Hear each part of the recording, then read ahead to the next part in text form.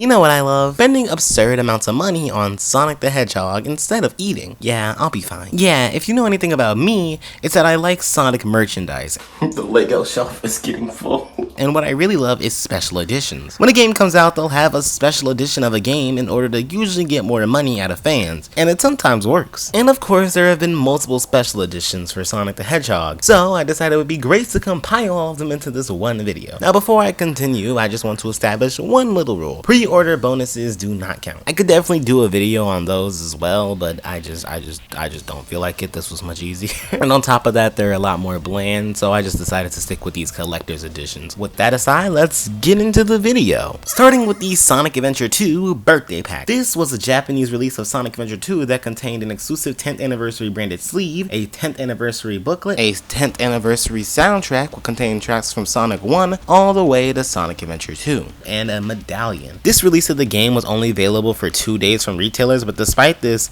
release of the game is also extremely common secondhand. Along with it also releasing in Japan though, the game saw a release in the UK via pre-orders of Sonic Adventure 2 on the Sega UK store. It's a neat pack though, no crazy items, but overall a good collection of items for the best game of all time. Moving 5 years into the future, let's see what I did there. 5 years future, Sylvie. I'm smirking, you can't tell, but I'm Sonic 06 would end up getting an Xbox 360 special edition though, that you would see from pre-ordering the game in the UK. This version of the game is different in that it contained a shiny slipcover that darkened the cover and left Sonic's eyes glowing white. This release of the game also came with exclusive postcards, one being an image of the game's back box art, and another having Sonic, Shadow, and Silver in Crisis City. A pretty cool special edition, but it's nothing crazy. For some reason, Sonic and the Secret Rings saw an exclusive edition release at Target. Well, I guess it was for telling the future. This version of the game was pretty much unchanged, and it's the same as its normal counterpart, but the game comes with not only exclusive tips in the manual for the game, but also an interactive digital comic. The comic was just the Sonic and the Secret Rings one-shot Archie comic, Sand, Spirit, and Sonic Speed. It's a neat release, but it's nothing special. And in Spain and France, for pre-ordering Sonic and the Black Knight, you get the Legendary Pack, which includes an Excalibur Wiimote holder, which is honestly a really good bonus for this game, and the fact that this is insanely rare really sucks, because there is like barely any Excalibur merch. I'm not kidding, this thing is damn near impossible to find for sale, and even harder to find for like a price lower than like $300. In Europe and Australia, Sonic Colors would see a limited release with a figure from Tomy. The figure honestly looks kind of weird. Sonic proportions look way too bulky due to the joints, and his eyes are just yeesh. The best part of this figure though is that it comes with Wisp that even depend on what copy of the game you purchased. It's a very good limited edition, honestly. I really like this thing.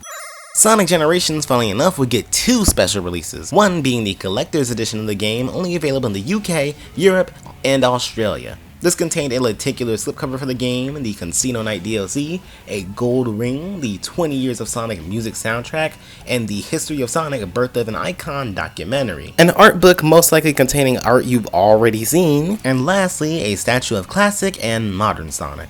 A really amazing, yet expensive as shit collector's edition. Along with this pack though, Spain and Australia would also get the Sonic Generations Steelbook. It's a pretty basic steelbook with just the Sonic the Hedgehog logo and Sonic Team logo on the case. I don't know where this thing really came from, but it exists. It's kinda bland, but it exists. Sonic and All-Stars Racing Transformed features actually 3 different releases, funny enough. Kinda. For one, there was the bonus edition, which came with exclusive Outrun themed courses and Metal Sonic as a playable character.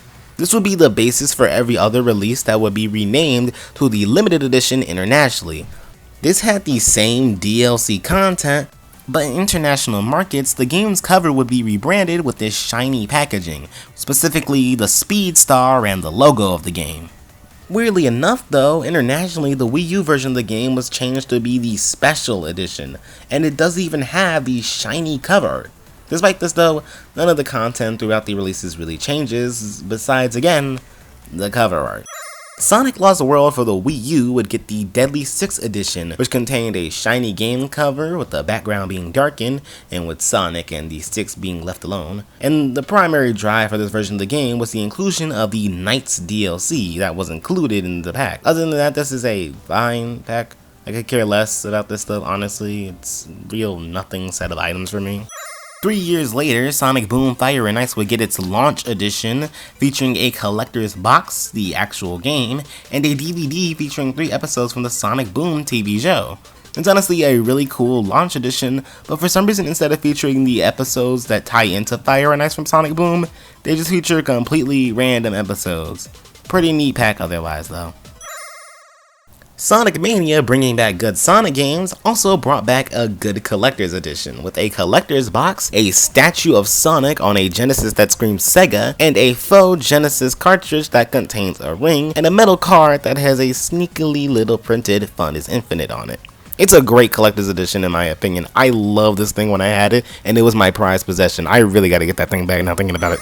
Sonic Forces in comparison though, yeah. Sonic Forces got its bonus edition, which included a Sonic Forces controller skin for your console of choice, and the Sega character pack, which contained cosmetics for your avatar based off of Jet Set Radio, Persona, Puyo Puyo, Super Monkey Ball, and Knights. Overall, a fine edition of the game, but this is meh. In Japan though, Sonic Forces would be the start of Sega doing DX packs for Sonic games on the EB10 store, with Sonic Forces having a double-sided Sonic and Shadow pillow, a Resistance and Eggman Empire tote bag, and concept art postcards. And lastly, in mainland China, Sonic Forces would get a PS4 exclusive bundle console. Usually I wouldn't mention console bundles, but this one kind of felt special to me since it literally has Sonic printed on the console. I think that is the first time that has happened to tie in with the game. Sonic Mania Plus would get a launch edition to celebrate its physical release, and it would contain pretty standard stuff. Everywhere else in the world would get a Sonic Mania with a raised shiny slipcover, a reversible cover with a different spline design depending on your region, and an art book. A very nice package overall. Like, I love this thing, but in Japan though, the launch edition would come in a box opposed to a slipcover. The reversible cover would mimic the Japanese art of the classic Sonic games, and this version of the game also came with a 2-disc soundtrack of the game. Along with this, Sonic Mania would also receive a DX pack with a Green Hill Zone t-shirt, a pouch, and locale postcards. Pretty solid extras, honestly. Japan really is killing it with these DX packs. Team Sonic Racing also has a decent amount of re-releases. Of course, the game got its DX pack consisting of character postcards, Sonic and Shadow shot glasses, a key holder. With this, there would also be a 3D crystal cube of the Speed Star, which looks absolutely fucking amazing, and a Sonic and Shadow pouch. Next is the collector's edition of the game, which is pretty much the same. The larger box is literally just to contain this large Sonic figure by Totaku. And lastly, Team Sonic Racing got a 30th anniversary release containing primarily just a 30th anniversary art book and a slipcover, with the game having its box art altered to fit that 30th anniversary banner. And we would finally get something here in the States with the launch edition of Sonic Colors Ultimate. This came in a box for the game and also a Baby Sonic keychain that was originally meant to be given out to people who bought tickets for the first Sonic movie in Japan. But by the time the movie was set to release over there, the world was going through stuff. Sega and Paramount probably just saw it best to release it as an additional leftovers for this thing. Along with this, the game came with exclusive icons for the Rival Rush, but other than that, it's an alright version of the game. Sonic Colors Ultimate would also be the start of Sega making digital deluxes for Sonic games, and it was not a great start. Digital Deluxe gave the player early access, something I'm sure wasn't the best idea in hindsight, exclusive music, locking the Planet Wisp remixes behind a paywall, not a smart move in my opinion to be honest, gold and silver wearables, which are cool I guess, exclusive Sonic movie icons, and exclusive Sonic movie cosmetics. Overall, this is a mixed deluxe edition. The cosmetics are cool, but stuff like the music and icons is just weird. The Rival Rush is such an afterthought in the game, and you can find the Planet Wisp remixes on any music service you like. Along with that, early access to the game left the game in an extremely broken state 3 days before launch due to the game not having its day 1 patch. Sonic Colors Ultimate also got the limited edition treatment in Japan. This came in a 30th anniversary box set with a gold Sonic coin, the book Life of Sonic's World Volume 1, which compiles all the Sonic official JP Twitter artwork with artist notes and descriptions of the liking. Along with this, there was also a CD that plays tracks that correspond with the artwork. And last but very not least is the DX pack that contained a Sonic Colors Ultimate tapestry, an Eggman acrylic stand, a leather pouch, and a tropical resort towel. Sonic Origins being a digital-only game, being the only special edition of this game would be the Digital Deluxe. And somehow this is the worst Digital Deluxe. This contained hard missions, which are pretty neat admittedly, character animations in the main menu, camera controls over the menu items, character animation in the music island, and additional music from other Genesis games. What the fuck? The extra missions are fun, like I said, but the rest of these items should just be in the game. I've already said my piece on the exclusive music deal, but the island items are just things that add charm to otherwise pretty lifeless menus, and for a collection, that charm really sells it. The fact that they charge an extra $5 for this is just dumb. Sonic Frontiers' Digital Deluxe would pretty much be the same as the rest. This contained a digital art book and a mini soundtrack. It's a neat item, but they weirdly launched it in a separate application instead of just a separate main menu screen. That's kinda weird. Sonic would also get an exclusive set of gloves and shoes. Pretty cool Tims, I guess. And the rest were just items that make the first island go by way too quickly. I'm serious, if you 100% 1-1 and 1-2, you have more than the vault keys to unlock all the Chaos Emerald vaults after the tutorial. It's kinda nuts. While we pretty much received nothing here in the US, Japan got all the goodies with Sonic Frontiers, starting with the limited edition, which contained the Art of Sonic Frontiers art book. If this looks familiar, it's literally the same art book that comes in the Digital Deluxe version of the game. This also includes a Koko Omamori, which is basically a keychain. The DX pack contained a lot more items though, starting with the Sonic Frontiers tapestry, the Koko pouch, concept art postcards, locale magnets, and some stickers. Another item you could also purchase with one of the sets is the Acrylic Diorama. You couldn't purchase it on its own though, you had to either buy the DX pack or the limited edition or both. But it's still a pretty cool item. Sonic Origins would also get the Plus treatment with its launch edition release, which features pretty much the same stuff as Mania. A raised, shiny slipcover, excluding Japan. A reversible cover that, depending on your region, will have different background, making the assignments from your region's Genesis box art. An art book that features artwork you've already seen 1 million times, even in Sonic Origins itself. The DX pack would consist of a t-shirt, an acrylic stand, and a muffler towel. Sonic Origins Plus would also see a collector's edition released internationally from Pix in Love, which contained a Genesis snapcase you would get for pre-ordering, a certificate showing the number of the item you got, a new 96-page art book, again featuring more art you've not only seen in Sonic Origins, but also the Sonic Origins Plus art book that comes with this collector's edition, an acrylic plate, and 4 lithograph pictures of Sonic, Tails, Knuckles, and Amy. Sonic Superstars, of course, gets a Digital Deluxe, containing a digital art book, mini soundtrack, again, neat item. Even seeing neat references for certain character designs. Lego skins for Tails, Knuckles, and Amy, and this would also be our first look at Lego Knuckles, I am not kidding. A rabbit skin for Sonic, referencing Sonic 1 concept art, exclusive Mecha Sonic parts for the battle mode nobody plays, and main menu wallpapers which are neat.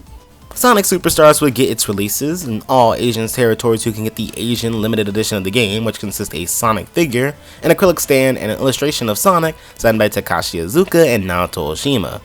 The DX pack this time around contains a tapestry, acrylic stand, and wall decals. And now, in the current day, Sonic X Shadow Generations has seemingly had all its goodies revealed. The Digital Deluxe will give the player 3 days early access, switch withstanding because we don't want that shit to happen again. Skill points, extra background music pack, yay, a digital art book and OST.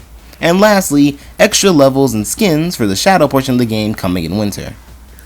Starting with the Asian Collector's Edition, which will consist of a Shadow the Hedgehog statue, Sonic and Shadow shoe keychains, and the Art of Sonic X Shadow Generations art book. On the other side though, the DX pack will contain a tapestry, a mug, an acrylic coaster, and the 3D crystals of Sonic and Shadow. Overall, Sonic Special Editions have been hit or miss. Not all are great, I'm gonna be real, but when they're good, they're usually pretty damn good. What I do not understand though is the lack of them in the US or any territory that isn't Japan. Japan has been getting these DX packs since 2017, which is great and all, but why do we never get anything of our own here? We may get the few launch editions here and there, or maybe a Steelbook as a pre-order bonus at like GameStop, but why the fuck is all these cool items just limited to Japan? I would love to see more collector's editions here in the States, because not only do I live here, but because I want them. Sure, I get a lot of this stuff through import sites, but I don't want to pay $30 just to get a Sonic X Shadow Generation mug. Anyways though, hope you enjoyed the video.